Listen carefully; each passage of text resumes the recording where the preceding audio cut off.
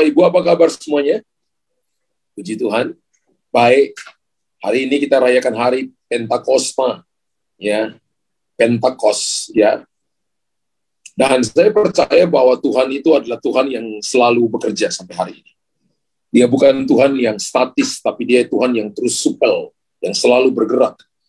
Dan saya percaya bahwa Tuhan pakai manusia, Tuhan pakai orang, setan juga bisa pakai orang. Karena itu ketika Tuhan Yesus terangkat ke surga, Tuhan Yesus berkata dalam Kisah Rasul 1 ayat yang ke-8, tetapi kamu akan menerima kuasa kalau Roh Kudus turun ke atas kamu. Dan kamu akan menjadi saksiku di Yerusalem dan di seluruh Yudea dan Samaria dan sampai ke ujung bumi. Kalau kita lihat terjemahan bahasa Yunani, kata dan yang dikatakan untuk yang ada di antara tengah kota dan kota, kata dan di situ itu adalah dipakai bahasa Yunani kahi. Kahi itu K-A-H-E, ya. Diterjemahkan dalam bahasa Indonesia sekaligus. Jadi kalau saya baca, kamu akan menjadi saksiku di Yerusalem, sekaligus seluruh Yudea, sekaligus Samaria, sekaligus sampai ke ujung bumi. Jadi tidak ada penundaan sebenarnya. Nah, penundaan itu adalah ketika saudara dan saya menunda. Jadi memberitakan Injil itu adalah sebuah kewajiban bagi saudara dan saya. Ketika Anda pergi, maka Alkitab katakan Tuhan akan menyertai kita. Nah, otoritas itu sendiri berasal dari bahasa Yunani. Otoritas itu dipakai bahasa Yunani yaitu exousia. Dalam bahasa Inggris dipakai terjemahkan authority. Ya. Authority itu memiliki beberapa arti, Bapak Ibu, ya. Memiliki beberapa arti. Yang pertama adalah kekuasaan yang sah diberikan kepada lembaga atau kepada masyarakat yang memungkinkan pejabatnya menjalankan fungsinya. Ya, kekuasaan diberikan kepada misalnya wali kota atau bupati, diberikan kepada gubernur, karena ketika dia sedang bertugas dalam jangka waktu 5 tahun itu, maka itu dia bisa menjalankan fungsinya sebagai bupati, atau sebagai wali kota, atau sebagai gubernur. Karena ada kekuasaan, itu gambarannya seperti itu. Exousia. Arti yang kedua dari exousia itu, ya artinya hak untuk bertindak. Seorang penguasa, dia bisa bertindak, misalnya mencabut izin usaha. Seorang penguasa bisa bertindak kalau dia aparat kepolisian. Dia bisa menangkap pencuri, menangkap perampok, menangkap orang yang melanggar ketentuan-ketentuan dan melanggar hukum. Exousia itu artinya itu. Exousia artinya otoritas, ya. Dan kekuasaan arti dari otoritas. Yang ketiga itu adalah kekuasaan atau sebuah wewenang untuk membuat undang-undang, untuk membuat sebuah ketetapan, untuk dia menghidupi ketetapan itu. Nah, orang yang berkuasa, dia akan punya sebuah wewenang. Makanya kalau kita lihat orang-orang yang ada di militer, di tangan mereka itu ada sebuah tongkat yang ukurannya 30 cm. Ketika dia memegang tongkat itu bicara tentang kekuasaan atau wewenang dia. Dia punya otoritas, itu adalah tongkat komando. Dan exousia, yang keempat adalah hak untuk melakukan tindakan atau hak membuat peraturan untuk memerintah orang lain. Jadi ketika seseorang diberikan yang namanya exousia, maka dia punya hak untuk bertindak. Nah, kalau Tuhan berikan kepada kita exousia atau authority, maka saudara dan saya punya otoritas untuk roh jahat, untuk masalah, untuk persoalan, untuk tantangan apapun yang sedang kita hadapi. Jadi sebenarnya kita hidup di dunia ini ada begitu banyak masalah, ada begitu banyak persoalan, tapi Tuhan juga sudah memperlengkapi kita dengan perlengkapan ilahi untuk Bapak Ibu bisa menang atas persoalan hidup.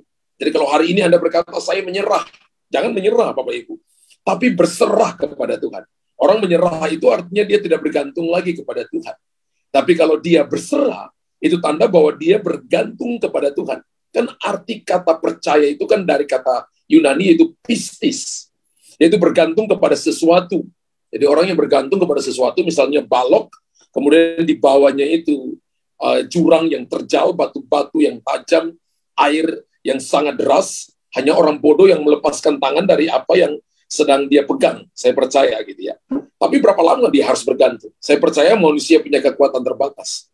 Karena itu dari akar kata pistis itu ada kata yang namanya pisteo. Pisteo itu artinya kita mempercayakan hidup kita ke dalam tangan Tuhan, tapi yang kedua Tuhan yang pegang kita. Jadi ketika kita disebut dengan orang percaya, itu bukan lagi tentang saudara, tapi itu tentang Tuhan yang pegang kita. Tuhan yang kendalikan kita. Makanya Rasul Paulus berkata, hidupku bukan aku lagi, melainkan Kristus yang ada dalam aku. Ketika Bapak Ibu have Jesus live in us, ketika kita menerima Dia sebagai Tuhan dan Raja dalam hidup kita, maka hidup kita bukan kita lagi. Roh Kudus yang dicurahkan ketika Yesus naik ke sorga, kemudian mereka tunggu, kemudian Roh Kudus dicurahkan dalam kehidupan mereka, itu akan menolong, akan menguasai mereka. Jadi sebenarnya ukuran sebuah pelayanan adalah ukuran Roh Kudus di dalamnya. Ukuran satu keluarga harusnya ukuran Roh Kudus di dalamnya. Ukuran satu bisnis atau pekerjaan harusnya ukuran Roh Kudus di dalamnya. Dan saya percaya bahwa orang yang mengizinkan Roh Kudus yang menguasai seluruh hidupnya, dia akan menjadi pemenang kehidupan. Dia bukan orang yang kalah. Saya tidak katakan bahwa tidak ada masalah. Ya, bukan berarti tidak ada masalah. Masalah pasti ada, tapi biarkan masalah tetap di luar. Masalah kita adalah masalah itu normal. Yang abnormal itu adalah membiarkan masalah ada di dalam kita. Kita hanya membiarkan firman Allah ada di dalam kita, membiarkan kuasa Allah bekerja dalam kita, tapi kita tidak membiarkan masalah ada dalam hati saudara, dalam pikiran saudara. Nah, di dalam bahasa Indonesia, kata otoritas sering dikaitkan dengan kuasa. Padahal kuasa sendiri dalam bahasa Yunani, itu diterjemahkan dengan bahasa yang namanya dunamos. Kisah Rasul 1 ayat yang ke-8 tadi yang kita baca, dikatakan kamu akan diberikan kuasa. Saudara, kata ini bukan exousia, tapi kata ini adalah dunamos. Dari kata dunamos kemudian kita dapat dua kata yang sehari-hari ini sering dipakai, yaitu dinamo dan dinamit. Dinamit adalah sesuatu yang dipakai untuk meledakkan sesuatu, gunung tinggi, sesuatu yang keras, sesuatu yang tidak bisa dilalui, maka dipakailah dinamit untuk meledakkannya sehingga ada jalan. Kemudian dinamo adalah sesuatu yang dipasang di suatu alat, entah itu mobil, entah itu motor saudara, dan akan membawa kita ke suatu tempat yang jauh. Bapak Ibu dengar baik-baik. Tuhan memberikan kepada kita dunamos. Dunamos adalah power, adalah kuasa, adalah kemampuan dan kesanggupan untuk berbuat sesuatu. Jadi ketika Roh Kudus dicurahkan ke dalam hati kita, tanda bahwa orang dibaptis Roh Kudus adalah berkata-kata dengan bahasa roh. Kisah Rasul pasal yang kedua, kalau Bapak Ibu lihat, ketika murid-murid pertama, 120 orang itu dibaptis Roh Kudus. Yang lihat Yesus terangkat ke sorga itu kan ada 500 pasang mata. Tapi yang menunggu di upper room atau loteng atas itu hanya 120 orang. Dan pada waktu itu mereka berkata-kata di dalam bahasa-bahasa yang dapat dimengerti oleh 70 bangsa yang waktu itu sedang ada di Yerusalem. Mereka katakan kami orang Partia, kami orang Arab, mungkin ada orang yang dari Korea, ada yang dari Jepang mungkin, ya Anda tahu ya waktu itu tidak ditulis beberapa bangsa, dan diperkirakan bahwa hari itu yang hadir kurang lebih 70 bangsa yang hadir. Dan murid-murid ini berkata-kata, mereka tidak pelajari bahasa itu, tapi mereka bisa berkata-kata yang dapat dimengerti oleh orang-orang yang hadir waktu itu. Ya, itu baptisan Roh Kudus. Bisa dapat dimengerti ketika Anda berbicara, Anda bisa membuat orang yang datang dengan bahasa lain bisa mengerti apa yang Anda katakan. Tapi ada baptisan Roh Kudus dalam 1 Korintus 12, 1 Korintus 14, yang tadi kita dengar para pemuji, nyanyi dan Anda menyembah dalam bahasa roh, itu perlu minta karunia menafsirkannya. Dan tujuan daripada Tuhan memberikan baptisan Roh Kudus kepada kita adalah itu bahasa doa. Ingat bahwa setan mengerti semua bahasa di dunia ini. Tapi bahasa roh dia tidak mengerti. Nah, kalau kita lihat dalam Roma pasal 8, kalau kamu berdoa dalam roh, kamu berkata-kata langsung kepada Bapamu di sorga, karena dia akan mengerti apa yang kamu katakan itu. Jadi dunamos dalam bahasa Inggris itu dipakai kata power. Power itu memiliki pengertian kekuatan, kemampuan, kesanggupan untuk apa? Berbuat sesuatu. Saya percaya bahwa agar sebuah pemerintahan dapat berhasil dengan baik, agar sebuah pelayanan dapat berhasil dengan baik, agar sebuah keluarga dapat berjalan dengan baik, maka kita membutuhkan yang namanya kuasa yang berhubungan dengan kemampuan. Saya percaya bahwa Bapak Ibu dan saya pasti akan berkata, saya nggak mampu jalan ini. Tapi Roh Kudus akan memampukan kita. Nah, otoritas itu selalu berkaitan dengan pemberdayaan. Otoritas selalu berkaitan dengan atau berpusat pada hal-hal yang menjalankan otoritas. Dan Alkitab berkata dalam Kisah Rasul 1 ayat yang ke-8 tadi, bahwa kita semua akan dipenuhi dengan kuasa dari tempat yang maha tinggi. Otoritas itu memberikan power, memberikan kuasa terhadap hak seseorang penguasa. Kalau kita lihat bahwa yang jadi wali kota itu harus cuma satu orang, Sekalipun ada 3 bakal calon, yang dipilih mungkin 3, tapi yang bakal calon 3, tapi terpilih cuma 1. Nanti sebentar lagi 2024 kita akan pilih presiden yang baru. Kita nggak tahu nanti berapa calon, tapi kita hanya cuma pilih 1 presiden. Tapi hebatnya di dalam otoritas kerajaan Allah atau sistem kerajaan Allah, Tuhan urapi saudara dan saya, sehingga saudara berjalan di dalam kekuasaan, di dalam kuasa Allah, di dalam hak-hak seorang penguasa. Berapa banyak yang mempunyai hak penguasa? Saya percaya semua mau. Hak penguasa itu begini, setan ketemu Anda nggak lari, saudara. Tapi setan yang lari. Berapa banyak Anda yang ketemu setan, Anda lari. Berarti Anda belum dipenuhi dengan kuasa Allah. Setan ketemu Yesus, dan setan berkata, kenapa kamu datang? Belum waktunya engkau datang menghakimi kami. Kenapa kamu datang? Dan mereka minta untuk keluar dan masuk dalam babi-babi yang kurang lebih jumlahnya ada 2.000 ekor babi. Saudara lihat begini, Yesus nggak usir babi-babi itu. Tapi dia berjalan dalam hak. Dia berjalan dalam hak-hak seorang penguasa, dan dia adalah penguasa itu sendiri. Dia adalah kurios. Kurios itu penguasa tunggal, saudara. Memberikan kepada dia kuasa and authority, power and authority. Nah, saya percaya, saudara, sebagai orang percaya, seseorang penguasa tidak memiliki otoritas, maka ia tidak dapat memerintah. Kalau Bapak Ibu tidak memiliki power and authority, Bapak Ibu tidak memiliki Roh Kudus dalam saudara, maka Anda tidak bisa memerintah. Anda akan kalah. Saudara dan saya akan kalah dengan persoalan. Akan kalah dengan pergumulan hidup. Akan kalah dengan semua persoalan yang datang. Tapi saya percaya sebaliknya, ketika kita punya Roh Kudus, ketika Bapak Ibu punya kuasa ini dalam diri saudara, maka betul kita memiliki masalah. Kita adalah persoalan, adalah pergumulan. Tapi kita bukan orang-orang yang kalah. Tapi kita adalah pemenang kehidupan. Bapak Ibu yang percaya, yang onsite katakan amin. Anda yang ada di secara online, tulis di kolom komentar. Saya akan menang atas setiap pergumulan kehidupan. Hari ini kalau Bapak Ibu lihat bahwa masalahmu belum ada jalan keluar, bukan berarti Tuhan tidak memberikan jalan keluar. Paling tidak Anda semakin dekat dengan Tuhan. Paling tidak Anda semakin mencintai Tuhan. Paling tidak Anda semakin dibawa dekat dengan Tuhan. Kan masalah datang itu membawa orang semakin dekat dengan Tuhan, atau membawa seseorang semakin jauh dari Tuhan. Tergantung daripada bagaimana kita melihatnya. Kalau Anda lihat masalah, itu menjadi kendaraan yang akan membawa kita lebih cepat sampai kepada tujuan.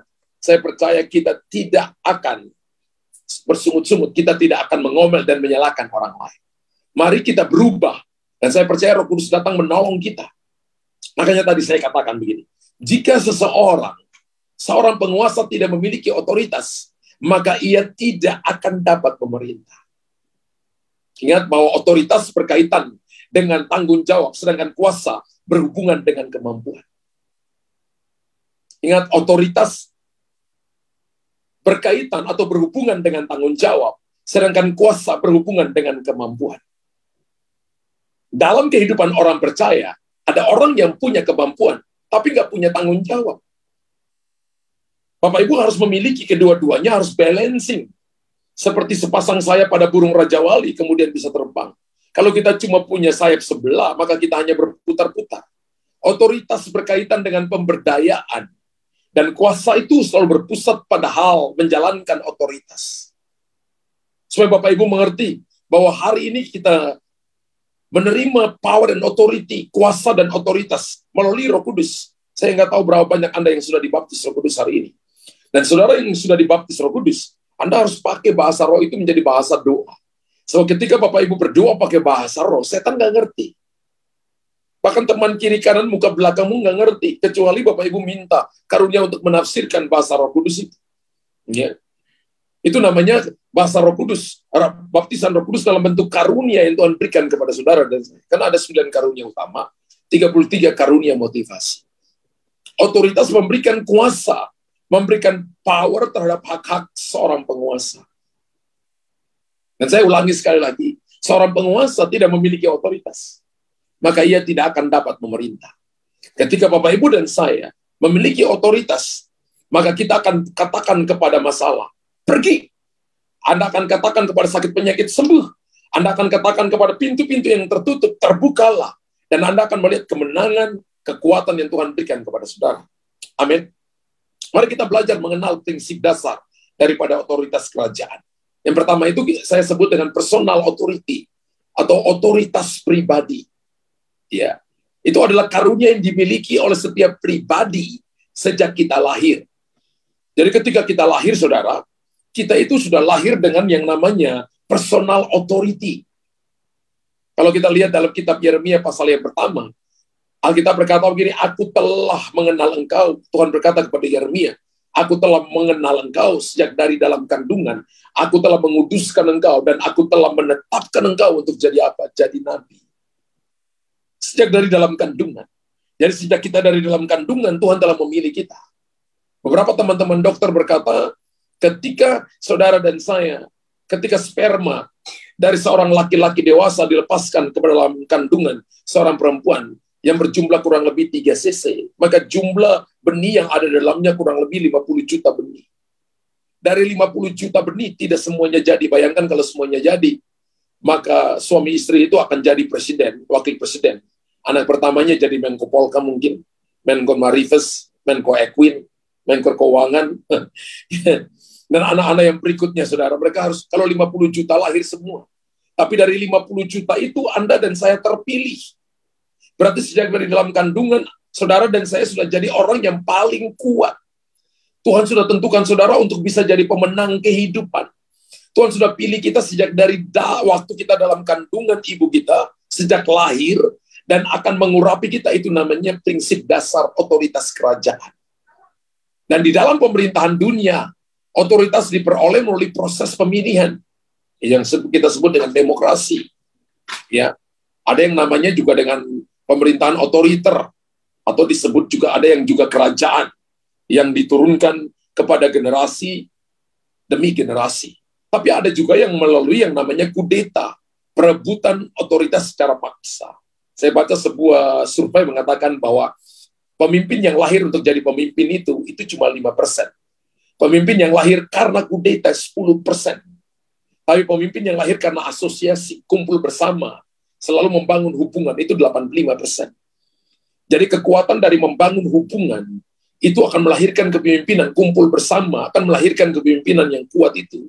Presentasinya lebih tinggi daripada Bapak Ibu lahir, kita lahir dengan karunia kepemimpinan, kita mengkudeta. Tapi dalam pemerintahan dunia, bisa terjadi seperti itu, bisa melalui demokrasi, bisa melalui perebutan otoritas secara paksa, bisa melalui kerajaan yang diwariskan kepada keturunan yang berikutnya. Tapi di dalam pola kerajaan, otoritas adalah bawaan sejak lahir yang diwariskan oleh seorang raja kepada putranya. Ya. Dalam kerajaan ya Bapak Ibu. Dan kita lihat dalam kerajaan yang masih eksis hari ini mungkin United Kingdom ya. Ya, kerajaan Inggris mungkin. Kita lihat kemarin baru pelantikan rajanya ya. Dan akan diturunkan kepada siapa. Saya baca itu siapa yang akan pangeran 1, pangeran 2, siapa yang nanti ketika raja berikutnya sudah mangkat, siapa yang akan menggantikan itu itu sudah diurutkan, saudara. Jadi sudah diwariskan oleh seorang raja kepada putranya. Bagaimana dengan kita orang percaya? Saya percaya bahwa sejak Bapak Ibu dan saya lahir, sejak Bapak Ibu dan saya ada dalam kandungan orang tua kita, ibu kita telah dipilih. Kita nggak bisa pilih dari kandungan mana kita lahir. Kita nggak bisa pilih warna kulit kita. Kita nggak bisa pilih model mata kita, model rambut kita. Kita nggak bisa pilih, saudara. Kita harus bersyukur untuk keadaan ini. Satu waktu saya kumpul dengan teman-teman pendeta saya. Kurang lebih ada 10 orang. Kemudian mereka buat pertanyaan begini, kalau kamu mau lahir di mana? Teman saya katakan, saya mau lahir di Amerika. Di mana? New York katanya. Atau ada yang berkata saya di Washington. Ada yang berkata saya di Sydney. Ada yang berkata saya mau lahirnya di Jepang saja. Atau yang ada yang di Korea Selatan. 9 teman-teman saya ngomong semua, tidak ada yang mau lahir di Jakarta, tidak ada yang mau lahir di Surabaya, tidak ada yang mau lahir di Ambon, tidak ada yang mau lahir di Papua. Lalu mereka tanya kepada saya gini, Pak Luther mau lahir di mana? Saya katakan saya tetap pilih lahir di Ambon. Ya. Loh kenapa? Karena ada punya pilihan yang kedua. Saya katakan begini, kita nggak bisa pilih dari mana kita lahir. Yang menentukan kita lahir adalah Tuhan. Tuhan punya rancangan bagi kita. Kita nggak bisa pilih warna kulit kita. Kita nggak bisa pilih warna rambut kita. Kita nggak bisa pilih dari mana kandungan mana kita lahir. Jadi kalau hari ini Bapak Ibu dan saya ada, ini semata-mata anugerah. Kita nggak boleh membedakan orang karena warna kulit. Kita nggak boleh membedakan orang karena warna rambut dari kota, nggak boleh. Ya, tapi kita harus mengasihi, menerima semua orang apa adanya. Amin. Ya, otoritas kerajaan itu adalah otoritas yang didesain oleh Raja di atas segala raja, Yesus Kristus Tuhan. Dia memberikan kepada kita Roh Kudus untuk menuntun kita, supaya saudara dan saya memiliki yang namanya legacy. Legacy itu apa? Warisan rohani yang akan kita bawa ke dalam dunia yang gelap ini untuk menjadi berkat. Ya, yang Matius pasal yang kelima, ayat yang ke-13 berkata, kamu harus jadi garam dan jadi terang bagi dunia ini. Itu tugas kita di muka bumi ini. Jadi ketika ada orang marah, Bapak Ibu jangan ikut marah. Ketika ada orang iri kepada Bapak Ibu, jangan ikut iri. Ketika ada orang tempeleng Bapak Ibu, jangan balik tempeleng dia. Ya. Teman pendeta saya cerita, ada teman, dia cerita teman pendetanya di satu daerah, dia pergi penginjilan, ketika penginjilan, kemudian orang kampungnya itu tempeleng dia. Sudah pipi kanan dia kasih pipi kiri tempeleng. Masih ditempeleng lagi, kemudian dia gulung tangan bajunya. Itu dia pukul orangnya. Dia katakan begini, Alkitab saya hanya berkata, tempeleng pipi kiri, dikasih pipi kanan. Saya percaya tidak seperti itu ya. Tidak seperti itu. Alkitab katakan bahwa kita harus mengampuni seseorang satu hari itu 70 kali 7 kali. Bapak Ibu jangan dikalikan 490, tidak. Itu artinya unlimited, tanpa batas. Dan saya percaya bahwa setiap orang harus mengerti otoritas. Sebab otoritas pribadi adalah hak dan wewenang yang diberikan Tuhan kepada kita, kepada manusia. Untuk kita gunakan di dunia ini. Ada banyak orang yang hanya tergantung kepada seseorang yang dipakai oleh Tuhan. Kalau sakit kita cari Pastor Luther aja. Kalau nanti kita mau dapat arahan Tuhan cari Pastor Luther. Apakah hanya Pastor Luther yang bisa doakan orang sembuh? Apakah Pastor Luther yang hanya bisa mengarahkan Bapak Ibu dengan firman? No. Tadi saya mulai, semua orang bisa dipakai oleh Tuhan. Tuhan pakai manusia. Ingat bahwa setan juga pakai manusia. Maka Bapak Ibu ketika Roh Kudus dicurahkan, Tuhan nggak hanya mau pakai 12 murid, tapi Tuhan mau pakai semua orang yang percaya. Ketika dia mengurapi saudara dan saya, maka ada tujuan yang mulia di balik pengurapan itu. Supaya kita bisa pergi menjangkau dunia yang sedang ada dalam kegelapan ini. Dan membawanya kepada terang yang ajaib. Ingat Alkitab berkata, supaya kita berkuasa. Tuhan memberikan kepada kita otoritas supaya kita berkuasa atas ikan-ikan di laut, atas burung-burung di udara, atas ternak, atas seluruh bumi, ya, atas seluruh bumi, dan atas segala binatang melata yang merayap di bumi menurut Kejadian pasal yang pertama, ayat yang ke-26. Haleluya. Tuhan memberikan kepada kita otoritas itu, otoritas pribadi namanya. Nah, kita mendapatkan otoritas untuk mempergunakan otoritas kita di dunia ini. Jadi kalau Bapak Ibu ada dalam sebuah pergumulan pribadi, ingat bahwa saya punya otoritas pribadi. Tulis di kolom komentar, yang onsite berkata, saya taruh tangan kananmu di dada dan berkata, saya punya otoritas pribadi. Hal yang berikut adalah otoritas adalah jati diri setiap orang yang harus diaktifkan Bapak Ibu, yang harus diaktifkan dan digunakan dalam kehidupan sehari-hari. Ya. Dan kita harus belajar tunduk terhadap otoritas. Saya selalu berkata kepada anak-anak, ya kalau kamu naik motor, kamu harus punya SIM. Kalau kamu di jalan, kamu harus pakai helm, karena aturan pemerintah seperti itu. Kalau kamu mau lewat lampu merah, kamu harus berhenti. Ya. Kamu harus berhenti, karena itu aturan, saudara. Ya, teman saya cerita, ya ini katanya, nenek-nenek katanya di Ambon, dia naik motor, setiap lampu merah dia lewat. Dan hari itu nggak ada polisi. Dia katakan, saya nggak pernah ditangkap. Lampu merah saya lewat. Nenek nggak boleh lewat. Dia tetap lewat. Dia nggak kasih alasan kenapa dia lewat. Satu waktu, ya, ada sweeping, saudara. Neneknya itu lewat, mau pergi ke pasar. Ada polisi, kemudian disempritan. Sama sempritannya, nenek dikasih berhenti. Ditanya, nenek kenapa nenek lewat? Mana SIM-nya? Neneknya bilang, saya nggak punya SIM. Tapi kenapa nenek lewat lampu merah? Neneknya bilang, saya pikir itu lampu disko. Saya percaya tidak ada yang seperti itu di sini, saudara ya. Ya, menggunakan otoritas dengan cara kita tunduk terhadap otoritas di atasnya. Orang yang tahu mempergunakan otoritas, dia tunduk kepada otoritas di atasnya. Pengurapan gembala tunduk kepada gembala. Pengurapan nabi tunduk kepada nabi. Pengurapan pengajar tunduk kepada pengajar. Ini artinya bahwa di atas kita itu ada yang Tuhan taruh. Bahwa kalau kita mau mengerti tentang otoritas, maka kita harus tunduk terhadap otoritas di atasnya. Haleluya. Amin. Alkitab mengajarkan kepada kita dalam kitab Efesus pasal yang kelima, katakan begini, istri harus tunduk kepada suami, bukan tanduk suami. Dan suami harus mengasihi istrinya. Anak-anak harus tunduk kepada orang tua harus mengasihi anak-anak. Dan ada sebuah urutan yang namanya rantai otoritas kerajaan. Otoritas kerajaan yang paling tinggi adalah otoritas kebenaran. Ya, adalah disebut dengan otoritas, maksud saya otoritas kerajaan. Di dalamnya adalah otoritas kebenaran, yaitu firman Allah. Mazmur pasal 2, ayat yang ke-8 berkata, Allah kita di sorga, ia akan melakukan apa yang dikehendaki hatinya. Artinya suka-sukanya Tuhan. Yang kedua adalah otoritas hati nurani. Kalau misalnya orang tanya, kamu berdosa ya, kamu buat salah ya. Ya. Mazmur 2 ayat Allah kita di sorga, ia melakukan apa yang dikehendaki. Coba cari ayat 4 atau ayat 3. Alkitab berkata bahwa firman Allah berkata bahwa yang kedua adalah hati nurani. Mungkin orang berkata, kamu salah ya, kamu nipu ya. Tidak. Tapi Roh Kudus bilang kamu bohong. Kita nggak bisa bohong karena hati nurani kita langsung terkoneksi dengan Tuhan. Otoritas yang ketiga yang berhubungan dengan otoritas kebenaran adalah firman Allah. Amin. Jadi ketika Bapak Ibu believe Jesus, percaya Yesus, maka Bapak Ibu terkoneksi dengan Tuhan. Otoritas yang kedua adalah otoritas rohani.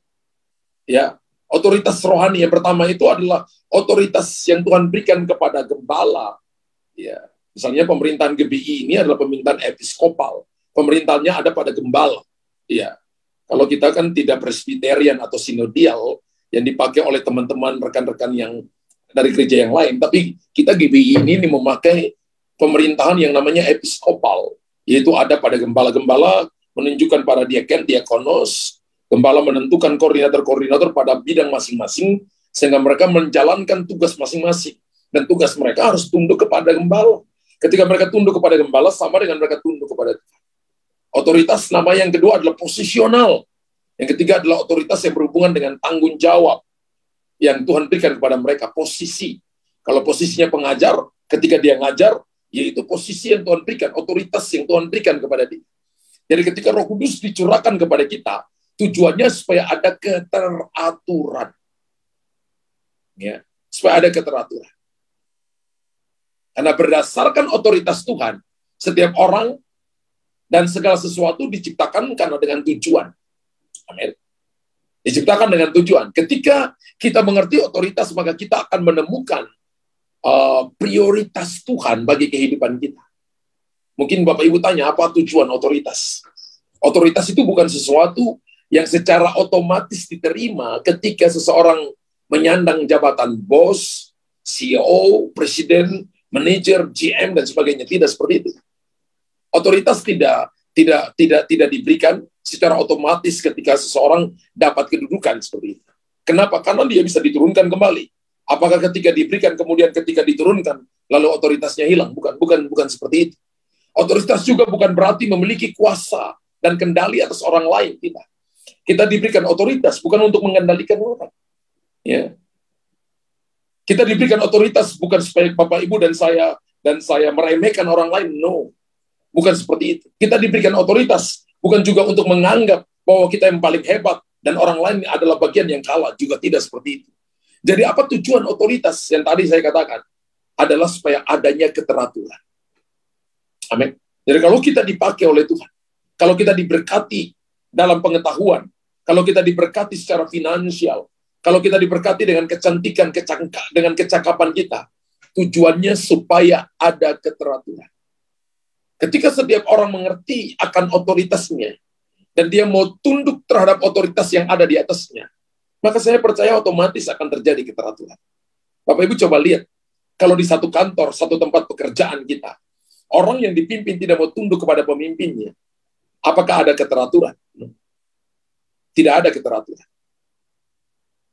Misalnya anak dia masuk dalam pekerjaan dengan papanya, oke, di rumah mungkin dia anak, tapi ketika dia masuk dalam tempat pekerjaannya, dia harus mengikuti aturan yang sudah SOP yang ada di sana. Kalau Anda dan saya punya saudara yang ikut terlibat di dalam pelayanan, masuk dalam pekerjaan dalam pelayanan, maka dia harus mengikuti aturan yang ada di sananya. Yang ada di sana, SOP yang ada di sananya. Sehingga ada keteraturan.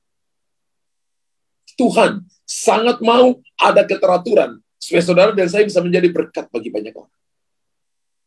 Amin. Amin. Karena saya percaya begini, sebuah produktivitas yang maksimal atau yang maksimum yang akan dimiliki seseorang akan menjamin otoritas yang akan bekerja di belakangnya. Karena otoritas itu sesuai dengan kemampuan serta mau menundukkan diri terhadap otoritas tersebut. Nggak mudah memang Bapak Ibu. Tapi kalau orang punya teachable spirit, roh yang mau diajar, dia akan mudah mengikutinya. Ingat bahwa kepemimpinan itu adalah menuruti. Yesus berkata, apa yang Bapak katakan, aku katakan. Apa yang Bapak kerjakan, aku kerjakan. Yesus berkata, ikutlah aku. Ya. Ikutlah aku. Ketika Bapak Ibu ikut Yesus, artinya niru Yesus. Yesus doain orang, Bapak Ibu belajar doain orang. Yesus menginjil, Bapak Ibu menginjil.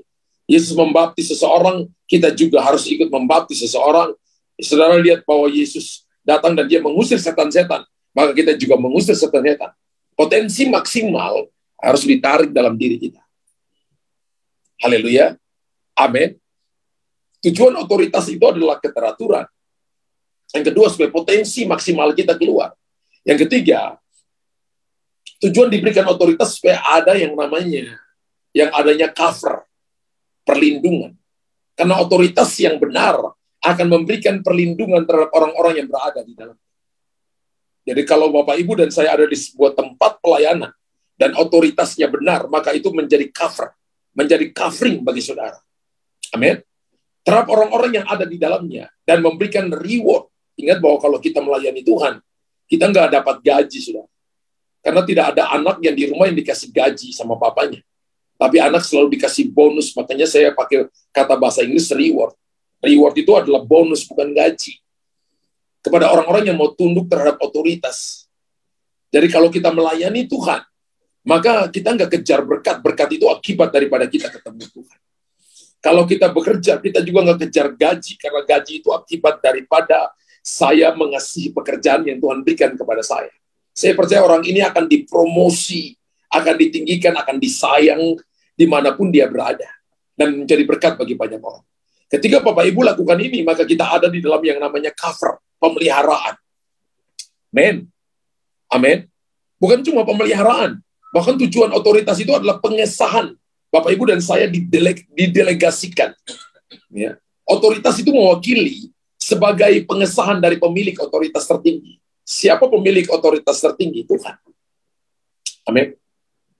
Dikatakan dia adalah kurios. Ya, kata yang dipakai dalam bahasa Ibrani itu YHWH. Indonesia tambah 2 kata H dan E-nya, Yahweh. Ya. Tapi kata ini saking holy, saking kudus, orang Israel nggak berani pakai itu, sehingga dalam perjanjian lama, mereka mengganti kata YHWH dengan Adonai. Dalam perjanjian baru, mereka nggak berani juga menyebutkan YHWH, mereka ganti dengan Elohim. Karena namanya saking holy, saking kudus. Nama itu adalah nama yang melindungi, menjaga mereka. Nah, ketika Bapak Ibu dan saya tahu bahwa sekarang Tuhan di dalam saudara dan saudara di dalam dia, hidup kita adalah perlindungannya, maka nggak usah takut. Percayalah bahwa hidup kita ini adalah tuntunan penyertaan Tuhan. Bahkan dikatakan tujuannya bukan cuma memberikan kepada kita keteraturan, bukan cuma memaksimalkan potensi, bukan cuma perlindungan, bukan cuma pemeliharaan, tapi juga bukan juga pengesahan, tapi juga memberikan rasa aman. Kalau ada rasa aman, saya percaya orang akan kerja dengan sebuah hati yang tulus, dengan kekuatan yang ada pada dia. Karena tujuan otoritas adalah untuk melindungi kita setiap hari, saudara, yang tunduk kepada otoritas. Maka ketika anak-anak tunduk kepada orang tua, ketika bawahan tunduk kepada atasan, akan memberikan rasa aman. Amin. Akan memberikan rasa aman. Ketika kita tunduk kepada Tuhan, ketika kita dengar firman Tuhan dan kita tunduk. Jadi sebenarnya ketika Tuhan memberikan kepada kita dunamos, supaya kita tunduk kepada firman Allah, melakukan firman Allah. Karena kekristenan itu bukan cuma datang ke gereja. Kekristenan itu bukan cuma dengar firman. Ingat bahwa setan itu baca firman, setan itu renungkan firman, tapi setan tidak melakukan firman. Jadi kalau kita orang Kristen baca firman, merenungkan firman, dan tidak melakukan firman, kita sama dengan setan. Setan mencoba Yesus pakai Mazmur pasal 91 ayat yang kelima. Ada tertulis malaikat-malaikat akan diperintahkan untuk menatang engkau sehingga kakimu tidak terantuk pada batu. Dia tahu firman, karena dia orang dari sorga. Pemberontakan pertama terjadi di sorga. Dia mencoba Yesus dengan firman, karena dia tidak melakukan firman. Kebenaran kita ditentukan bukan karena kelahiran. Kebenaran kita ditentukan pada waktu Bapak Ibu dengar firman, lalu kita melakukan firman. Dan Roh Kudus dicurahkan ke dalam hati kita dengan tujuan supaya kita jadi pelaku firman Tuhan. Amin. Saya nggak lihat ada kata amin unlimited di situ. Amin 5 juta triliun kali Bapak Ibu tulis di situ. Dan saya nggak dengarkan kata dari yang onsite katakan amin. Amin. Bukan cuma memberikan rasa aman, tapi memberikan promosi. God's promotion. Kingdom promotion. Promosi tidak akan didapat di luar sistem. Bapak Ibu jangan berharap bahwa Bapak Ibu mau dapat promosi, tapi Bapak Ibu kerja acak-acakan, nggak mungkin. Bapak Ibu jangan berharap bahwa gaji akan naik, Bapak Ibu akan jadi terkenal, Bapak Ibu akan punya kedudukan yang baik, tapi Bapak Ibu tidak kerja dalam sistem, nggak mungkin. Kerajaan Allah ada sistem yang dibangun, yang harus kita ikuti. Tempat pekerjaan kita juga ada sistem yang dibangun, yang harus kita ikuti. Amin. Amin. Ketika kita mengikutinya, maka saya percaya penilaian datang dari para pemimpin, ya, dan akan mengangkat kita. Promosi tidak akan didapat di luar sistem. Oleh sebab itu, kita harus berada di dalam sistem. Apa itu sistem? Otoritas yang berlaku, di mana kita menundukkan diri terhadap firman Tuhan, dan otoritas yang berlaku di dunia ini. Amin. Beberapa teman saya yang bisnis, mereka menerima orang-orang yang ada di pelayanan dan ada di gerejanya. Dan ada kalanya dia bilang, aduh Pak Luther saya pusing. Loh kenapa? Waktu bukan untuk bekerja, mereka pakai waktu untuk berdoa, Pak. Waktu untuk dia punya tanggung jawab, menyelesaikan tanggung jawab, dia pakai baca firman. Saya katakanlah salah, Pak. Terus Bapak ngapain? Ya saya juga kalau mau tegur juga, nanti kalau sampai di gereja, nanti mereka bilang saya tidak sayang mereka. Saya katakan, no, Bapak harus kasih tahu. Jam kerja harus lakukan kerja. Dia katakan, saya takut, Pastor. Saya bilang, Daniel itu, waktu dikasih tanggung jawab sama Raja Nebukadnezar dan Raja Darius, dicari kesalahan, nggak ada kesalahannya. Artinya dia lakukan tanggung jawab dengan benar. Spirit of excellence itu ada pada dia. Harus. Lalu gimana? Ya kalau nggak bisa kerja, ya ngomong baik-baik, dikeluarkan, Pak. Mungkin itu bukan tempatnya dia. Siapa tahu mungkin tempatnya dia mungkin jadi hamba Tuhan. Atau full time. Full time pun juga ada pekerjaan yang lain yang harus dia lakukan. Ya. Kalau tanggung jawab diberikan A dan tidak diberikan dan tidak menyelesaikan juga, ya nggak bisa juga kerja. Dan Alkitab katakan orang yang nggak kerja jangan dikasih makan. Orang malas itu jangan dikasih makan. Orang malas itu, Bapak Ibu jangan terima orang malas di kantor Bapak Ibu. Karena Alkitab bilang begini, mereka nggak akan nolong Bapak Ibu. Mereka akan buat Bapak Ibu, gerbong Bapak Ibu akan jadi berat. Tapi terimalah orang-orang rajin, maka Bapak Ibu akan diberkati. Mereka pun akan diberkati. Amin. Nggak ada kata amin. Haleluya. Beberapa hal lagi kita selesai. Ya, otoritas pribadi Yesus kita belajar. Kita harus belajar dan mengerti otoritas yang ada dalam pribadi Tuhan Yesus. Yesus itu mengerti otoritasnya. Nanti Bapak Ibu lihat dalam Injil, kitab Injil Yohanes 5 ayat 26-27. Yesus berkata, sebab sama seperti Bapa mempunyai hidup dalam dirinya, demikian juga diberikannya anak mempunyai hidup di dalam diri. Ada otoritas. Mulai dari kita lihat otoritas pribadi Yesus. Yesus katakan, sama seperti Bapa mempunyai hidup dalam dirinya, demikian juga aku. Ada hidup dalam diri. Dan ia telah memberikan kuasa kepadanya untuk menghakimi karena ia adalah anak manusia. Dan Tuhan Yesus disebut Son of God, kan? Putra Allah. Telah menerima kuasa atau otoritas dari Bapa untuk menghakimi, untuk menyelamatkan umat manusia dari kuasa dosa. Kenapa? Yesus berkata, akulah hidup, akulah jalan kebenaran dan hidup. Ya. Kisah Rasul pasal yang keempat, Ayat yang ke-6, Alkitab katakan Yesus adalah jalan, kebenaran, dan hidup. Tidak ada seorang yang datang kepada Bapa kalau tidak melalui aku. Hari ini, kalau Bapak Ibu berkata, orang berkata, Pak, ada banyak jalan. No. Ada berkata, ada banyak jalan ke Roma. Iya, mungkin ke Roma banyak jalan. Tapi ke Yesus ke Tuhan hanya satu jalan, melalui jalan yang namanya jalan Yesus. Jalan kebenaran dan hidup. Makanya ada lagu Pentakosta lama, Yesus jalan kebenaran. Masih ingat lagu itu? Dan jalan kehidupan.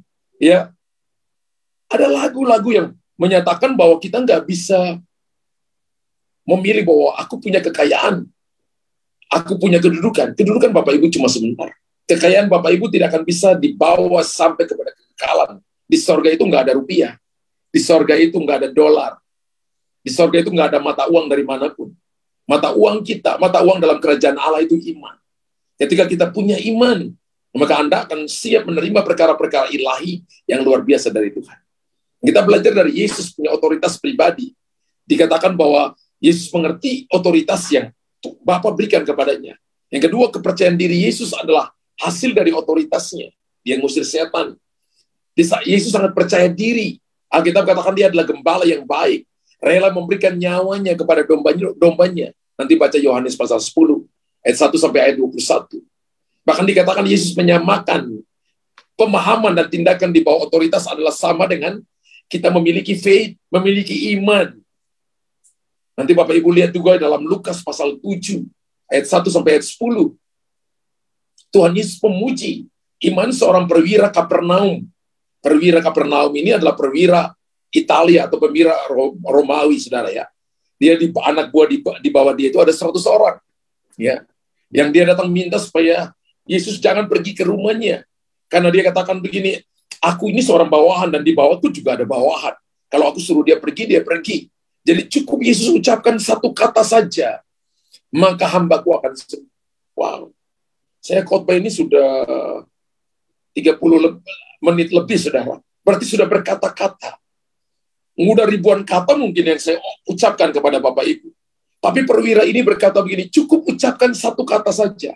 Dan aku percaya hambaku akan sembuh. Kita harus mengerti tentang otoritas kerajaan.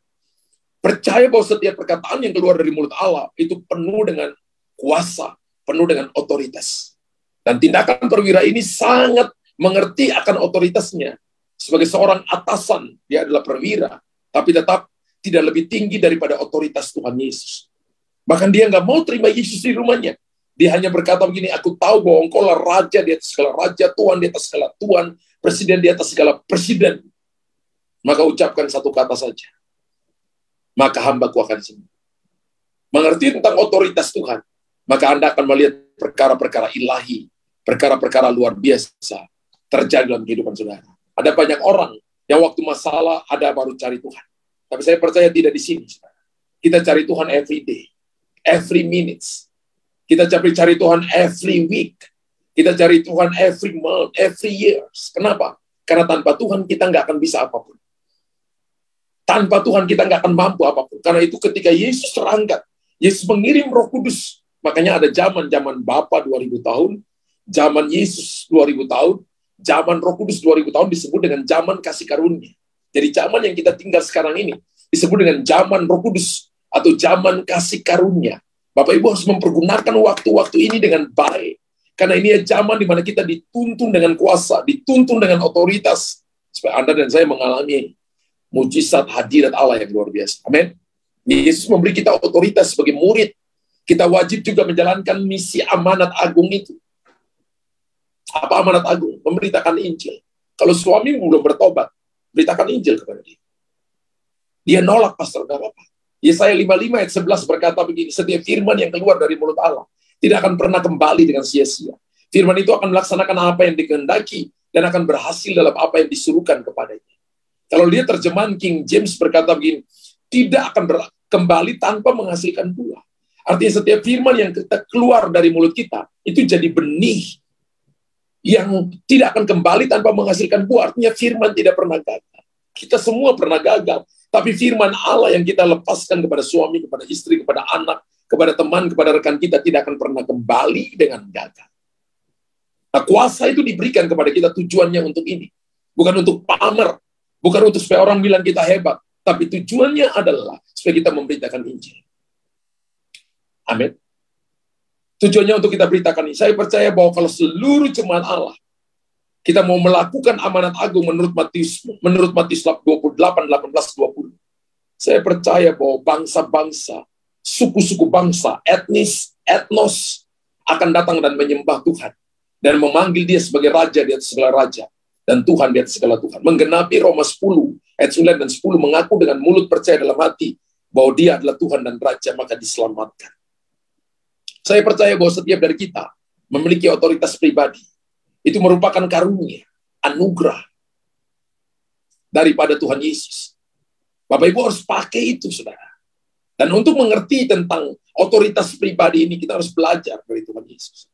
Bapak Ibu juga harus belajar dari hamba-hamba Tuhan yang dipakai oleh Tuhan dalam karunia-karunia. Alkitab katakan bahwa Injil, Yesus mati itu tahun 30. Tahun 30 sampai tahun 70, 100 tahun itu. Jemaat mula-mula dibaptis Roh Kudus dengan luar biasa. Pergerakan firman Allah dengan luar biasa. Tahun 200. Baptisan Roh Kudus ditentang, saudara. Kemudian sampai pergerakan itu berhenti sampai 1905. Terjadi yang namanya lawatan Allah di, saya lupa tempatnya ini. Ya, Azusa Street. Melalui yang nama seorang hamba Tuhan yang namanya William Seymour. Makanya hari ini gereja sedang menunggu yang namanya Pentakosta kedua. Kemudian bangkitlah yang namanya pergerakan orang kudus. Kemudian namanya pergerakan baptism. Kemudian pergerakan Pentakosta mulai terjadi pergerakan besar, ya. Pergerakan besar karena terjadi yang namanya revival, kebangunan rohani terjadi. Apa yang terjadi gereja mula-mula dan kisah rasul terjadi kembali. Tapi hari ini gereja sedang dalam survei yang ditulis oleh seorang profesor yang menulis tentang pergerakan pertumbuhan gereja yang namanya Peter Wagner. Dia berkata bahwa pencurahan Roh Kudus yang sedang terjadi hari-hari ini itu hanya baru 30%. Gereja sedang menunggu yang namanya pencurahan Roh Kudus yang namanya 70%. Sehingga akan terjadi bagaimana lawatan Allah luar biasa. Ingat bahwa Yoel pasal 2, 28 sampai 30 sedang kita tunggu hari ini. Ya. Anak laki-laki, para asisten rumah tangga yang perempuan dan laki-laki akan dibaptis Roh Kudus. Mereka akan dapat mimpi, mereka akan bernubuat, mereka akan berkhotbah, mereka akan memberitakan firman. Saudara, hari ini kalau kita lihat di YouTube, ada orang-orang yang tidak kita kenal. Tapi mereka beritakan firman, mulai dari anak-anak sampai orang-orang tua, mulai beritakan firman Allah. 3 generasi di sana, kita harus tambah lagi 2 generasi, yang generasi baby boomers, umur 59 tahun sampai 69 tahun. Dan umur 70 tahun ke atas yang namanya generasi silent. Mereka generasi para pendoa, yang akan tetap berdoa kepada saudara dan saya. Dan saya percaya bahwa legacy ini, warisan rohani ini, tidak berhenti, saudara. Ingat bahwa ketika kita melayani Tuhan, kita sedang mewariskan itu kepada anak-anak cucu kita. Mereka akan melihat kebesaran Tuhan dan menikmati kebaikan Tuhan. Yesus terangkat dan meninggalkan murid-murid yang tidak sempurna. Tapi Tuhan sangat percaya Roh Kudus sanggup menolong mereka. Sehingga pergerakan ini akan sampai ke ujung-ujung bumi. Tuhan memberkati saudara. Berapa banyak yang diberkati Tuhan di siang hari ini. Puji Tuhan. Puji Tuhan. Kita berdoa, Bapak Ibu. Kita berdoa. Bapak di sorga, terima kasih untuk pagi ini. Kami menikmati semua yang terbaik dari janji-janji Tuhan. Kami menikmati penyertaan Tuhan yang luar biasa. Dan kami percaya bahwa Engkau Tuhan yang akan menolong, memberikan kekuatan. Roh Kudus dicurahkan dalam setiap kami.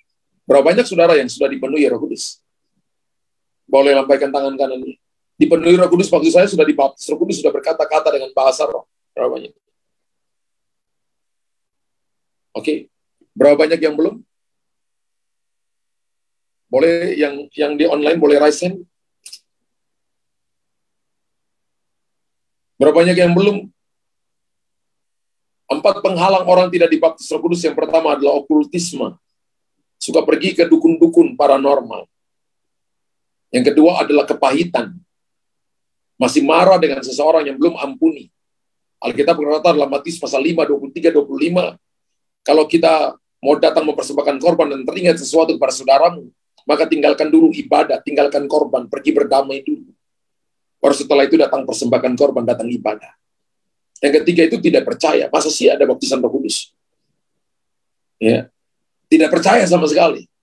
Ya. Yang keempat itu adalah takut. Nanti kalau saya dibaptis Roh Kudus gimana? Apakah kepala saya ke bawah, kaki ke atas, dan sebagainya? Nanti saya mau ngomong apa? No.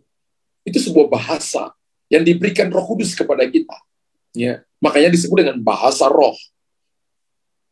Dan Tuhan berikan kepada kita tanda bahwa Anda dipenuhi oleh Roh Kudus. Amin. Nanti kalau baca 1 Korintus 12, 1 Korintus 14, karunia berkata-kata dengan bahasa roh. Terjemahan bahasa sehari-hari berkata, karunia bahasa roh. Dan ada karunia menerjemahkan karunia ini, karunia berbahasa.